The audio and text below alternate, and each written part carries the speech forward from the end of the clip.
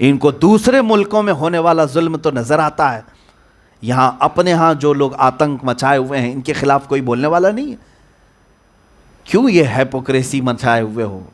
یہ میڈیا والوں سے بھی میں کہتا ہوں، کیوں اس طرح کی ڈبل پالیسی کرتے ہو؟ کیا ہم سیکنڈ نمبر کے شہری ہیں؟ مسلمانوں کا کوئی یہاں پر بلیدان نہیں رہا ہے، کوئی حصہ نہیں رہا ہے؟ آخر تم چاہتے کیا ہو ان مسلمانوں سے کہ روز بروز کا یہ ظلم، روز بروز کی یہ کہانیاں، روز بروز کی یہ داستانیں، اور اوپر بیٹھے ہوئے حاکموں کو اس کی خبر تک نہیں ہے؟ ایسا کیسے ہو سکتا ہے؟ ہمارے پی ایم سے تو ہم نے بہت پہلے یہ سنا تھا کہ کوئی کتے کا بچہ بھی اگر گاڑی کے نیچے آئے تو ان کو تکلیف ہوتی ہے، اور انسانوں کے بچوں کی کوئی تکلیف نہیں۔ اتنے قتل ہو گئے، اتنے مارے جا رہے ہیں، اس کی کوئی تکلیف نہیں۔ روکنا چاہے تو یہ حکام روک سکتے ہیں سختی کے ساتھ، ہمیں پتہ ہے۔ حکومت چاہے، پرشاسن چاہے، پولیس چاہے تو یہ ساری چیزوں کو روک سکتی ہے، فساد نہ مچایا جائے، اور آتنک کے ذریعے سے کسی کا بھلا نہیں ہونے والا۔ وہ بات یاد رکھو، لگے گی آگ تو آئیں گے کئی مکان زد میں، یہاں ہمارا ہی مکان تھوڑی ہے۔ ظاہر سی بات ہے، نفرت کی آگ جب جلے گی تو ہر جگہ یہ آگ پھیلے گی، اور نہ جانے کتنے بے قصور لوگ اس آگ میں جائیں گے۔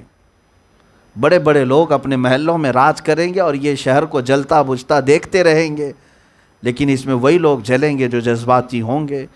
کبھی باہر آئے اور کمزور قسم کے لوگوں کو پکڑ کر کے مار دیا جائے گا، ادھر بھی ہوگا ادھر بھی ہوگا، یہ ظلم چلتا رہے گا۔ اسی لیے امن و امان کی بات کرنے والوں سے میں کہتا ہوں کہ دونوں طرف اپیل کی جائے، ایسا نہیں کہ صرف مسلمانوں کو 144 لگا کر کے بند کریں اور کہیں کہ آپ باہر نہ نکلیں، حالات خراب ہیں۔ ان لوگوں سے بھی کہا جائے جو فاشسٹ تنظیمیں ہیں، جو کھلے عام نعرے بازی کرتی ہیں، ان تنظیموں کو بینڈ کیا جائے جو ریلیوں میں کسی مذہب پر حملہ کرتی ہیں۔ آج دیکھیں یہی تو اسلام ہے۔ ان خبیثوں کے اتنے بھونکنے کے بعد میرے نبی کی شان میں کہیں سے کوئی آپ نے ان کے مقدسات کی توہین کرتے ہوئے کسی کو سنا؟ آپ نے کہیں کسی مسلمان ذمہ دار نے، کسی عالم نے، یا کہیں سے کسی بھی بڑے حاکم نے کہ ان کے بھی دیوی دیوتاؤں کو بولو، خداؤں کو بولو، کتابوں کو بولو، کہیں آپ نے سنا؟ یہ اسلام ہمیں سکھاتا ہے، لا تسبوا الذین یدعون من دون اللہ۔ اللہ قرآن میں فرماتا ہے جو اللہ کو نہیں چاہتے، اللہ کو نہیں پکارتے، ان کو گالی مت دو، پلٹ کر کے وہ اللہ کو گالی دیں گے۔ ہمارا یہ مزاج ہی نہیں رہا ہے۔ زبان تو اللہ نے ہمیں بھی دی ہے، تمہیں بھی دی ہے۔ تم نعرہ لگا کر کے دوسروں کے دلوں کو چھلنی کر کے سمجھتے ہو، بلکہ تم اپنی حیثیت اور حقیقت بتاتے ہو کہ تم حرام الدہر ہو، تمہارا نطفہ ناپاک ہے۔ اس لیے کہ کوئی بھی ضمیر رکھنے والا آدمی، تمہیں لڑنا ہے کسی کی ذاتیات سے لڑو، ہمارے سے۔ کسی نے تمہاری پراپرٹی ہڑپ لی ہے، کسی نے جائیداد قبضہ کیا ہے، جاؤ اس پر کیس کرو، مقدمہ کرو، اس سے جو لڑنا ہے لڑو۔ لیکن یہ کیا بات ہے کہ کہیں سے کروڑوں مسلمانوں کے دلوں کو چھلنی کیا جائے، ان کے مقدسات کی توہین کی جائے۔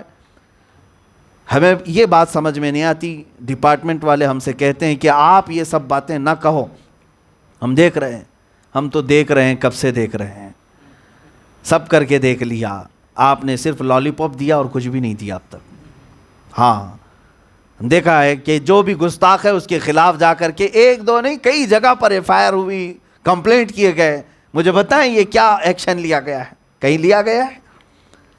وہ ظالم و درندے ابھی بھی دندناتے ہوئے گھوم رہے ہیں، اور گرفتاری کی تلوار تو ہماری گردن پر لٹکی ہوئی ہے۔ آپ کیوں بولے؟ اور جو لوگ احتجاج کیے وہ بھی جا کر کے آ گئے اندر، اور یہ سارا آتنک مچانے والے ابھی بھی کھلے گھوم رہے ہیں۔ اور پھر ہم سے یہ کہا جاتا ہے کہ آپ یہ سب سوشل میڈیا پہ مت بولیں، ماحول خراب ہوتا ہے۔ جواب دینے سے ماحول خراب ہو رہا ہے۔ آپ یہ چاہتے ہیں کہ ہم سب سہ کر کے چوڑیاں پہن کر کے بیٹھے رہیں گھروں پہ، اور تم گالیوں پہ گالیاں دیتے جاؤ۔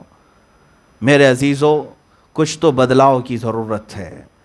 میں ان تمام مسلمانوں سے کہتا ہوں جن کے نزدیک اسلام پیارا ہے، قرآن پیارا ہے، اللہ اس کے رسول پیارے ہیں، تو اپنے حقوق کم سے کم اتنے تو مانگو کہ تم جو لوٹنا ہے میرے گھر کو لوٹ لیا، میری تمام عزتوں سے کھیل لیا، مگر میرے نبی اور میرے خدا کی عزت سے نہ کھیلو۔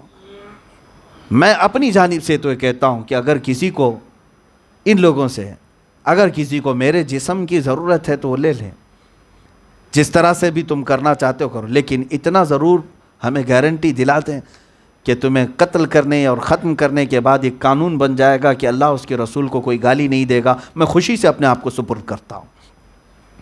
اللہ اس کے رسول صلی اللہ علیہ وسلم اور قرآن عظیم اسلام کے خلاف نہیں بولا جائے گا، اس کے ضمن میں ہمارے جسم کیا ہماری گردنیں بھی تیار ہیں۔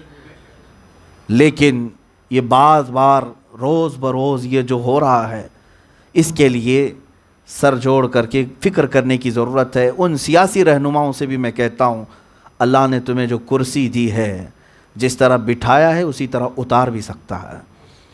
تمہیں آج ایسا لگتا ہے، پورے ہندوستان بھر میں مسلم لیڈر بھی ہیں، بہت سارے مسلم نیتا ہیں، ہر کمیونٹی کا جو لیڈر آتا ہے وہ اپنی کمیونٹی کے حقوق پارلیمنٹ میں کھڑے ہو کر کے مانگتا ہے۔ ان لوگوں کو کیا کون سی چیز مانے ہے؟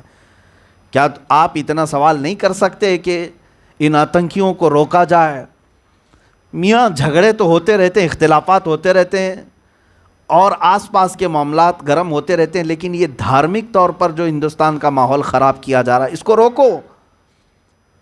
اور لوگ آج تک میڈیا میں آپ دیکھ رہے ہیں، سارا آتنک انہوں نے مچایا، ایک طرفہ چیز چل رہی ہے، یہاں پر ایک طرفہ چیز چل رہی ہے، ہر جگہ مسجدوں کو شہید کرنا، درگاہوں کو جلانا، مسلمانوں کو مارنا، موب لنچنگ کرنا، یہ سب ایک طرفہ چل رہی ہے۔ اس کو روک نہیں سکتے، اور پھر چند مسلمانوں کا خوف دلا کر کے دوسرے لوگوں کو بھڑکایا جا رہا ہے۔ ہندوؤں سے بھی، جن لوگوں سے ہمارے تعلقات ہیں یا جو سنتے ہیں، وہ اچھی طرح سے جانتے ہیں کہ کیا ہو رہا ہے۔ میں سمجھتا ہوں سیکولر قسم کے جو لوگ ہیں وہ ان چیزوں کو پسند نہیں کرتے۔ میں ان سے یہ کہوں گا کہ ان ظالموں کو اگر کھلے عام چھوڑا جائے تو یہ ہندو دھرم کو بدنام کرنے والے لوگ ہیں۔ کیا دھرم کی یہ تعلیمات ہیں کہ نبی کریم صلی اللہ تعالیٰ علیہ وسلم کی شان میں گالیاں دی جائیں؟ ایک بات ہمیں یہ بتا دے، کوئی پنڈت بتا دے، کیا دھرم یہ سکھاتا ہے؟ سناتن دھرم میں کہیں یہ تعلیمات دی گئی ہیں کہ جسے یہاں پر نہتہ دیکھو، مسلمان کو قتل کر دو، مار ڈالو؟ اور اگر یہی چیزیں ہیں تو پھر تم قرآن پر اعتراض کیوں کرتے ہو؟ تم یہ ساری چیزیں اگر کر رہے ہو کہ جہاں چاہے ان کو مارنے کی آزادی دے دی جائے، مسجدوں کو جلانے کا آرڈر دیا جائے، مزارات کو ختم کرنے کا آرڈر دیا جائے، یہ روز بروز ہو رہا ہے، تو یہ چند لوگ کیا دھرم کو بدنام کرنے والے لوگ نہیں ہیں؟ جس طرح ہم اپنی برات کا اظہار کرتے ہیں کہ وہ کٹر تنظیمیں جو پاکستان سے سوسائڈ بم وغیرہ باندھ کر کے کہیں جا کر کے آتنک مچاتی، ہمارا ان سے کوئی تعلق نہیں، بلکہ ہمارا کیا، اسلام کا ان سے کوئی تعلق نہیں۔ ہم نے بہت پہلے سے ہی اس بات کو ڈینائی کیا ہے اور مذمت کرتے ہیں۔ یہ جہاد کا مفہوم ہی نہیں ہے جو اگر وہ کر رہے ہیں۔ اگر کوئی آ کر کے یہاں پر اٹیک کرتا ہے عام لوگوں پر، عام جنتا پر، ہم تو اس کی سخت مذمت کرتے ہیں۔ ایسے شخص کو کیا، بلکہ اس کے پیچھے جتنے ذہن کام کر رہے ہیں سب کو عمر قید اور پھانسی کی سزا دی جائے۔ اسلام کا ایسی چیز سے تعلق ہی نہیں ہے۔ اور اگر وہ اسلام کا نام لے کر کے ISIS کے نام سے آئے، چاہے وہ لشکر کے نام سے آئے، کسی بھی نام سے آئے، آتنک پھیلاتا ہے، دہشت پھیلاتا ہے، ظلم کرتا ہے، اس کا اسلام سے کوئی ایک پیسے کا تعلق نہیں۔ ہمارے ہاں تو بلی کو باندھ کر کے رکھنے والی پر بھی وعید آئی حدیث پاک میں کہ اگر وہ مر گئی تو اسے جہنم میں ڈالا گیا۔ بلی کے بارے میں، انسانوں کا قتل تو دور کی بات ہے۔ لیکن اسی طرح سے یہ ان کے بھی جو سرکردہ لیڈر ہیں وہ باہر آئیں اور کہیں کہ یہ جو کر رہے ہیں وہ غلط کر رہے ہیں۔ چھوٹی چھوٹی چیزوں پر کسی کے مقدسات پر حملہ کرنا اور مسلمانوں کو مار ڈالنا یہ غلط ہو رہا ہے۔ اس پر روک کیوں نہیں لگائی جاتی؟ انہی باتوں کو میں آپ کے سامنے رکھا، یہ میرے جذبات سے۔ اب حل صرف یہ ہے، اے مسلمانوں بیدار ہو جاؤ، اٹھو وگرنہ حشر نہ ہوگا، پھر کبھی دوڑو کہ زمانہ چال اپنی چل گیا۔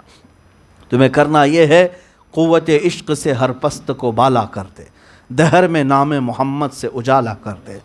جن کو تکلیف ہے یا وہ جتنی گستاخی کرے اتنی بار اب اس سے زیادہ ہم میرے آقا صلی اللہ تعالیٰ علیہ وسلم کا چرچا ہر جگہ کریں گے۔